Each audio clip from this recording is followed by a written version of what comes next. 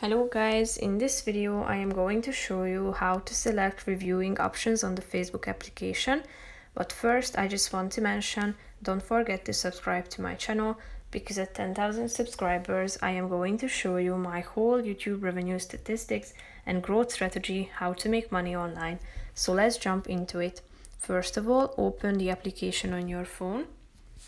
Now tap on the profile icon down below, which is the fourth option. And now tap on Profile and Tagging Settings.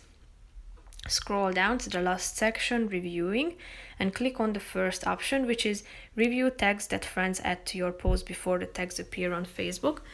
You can turn on and off this function, meaning that if someone who you aren't friends with adds a tag to your post, you will still be asked to review it.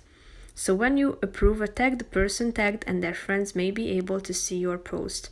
As you can see down below, there is the review tags on your posts function, which is now turned on. But if you tap on this button and it turns gray, it means that it's turned off. So if you go back, you have another option, such as review posts you were tagged in.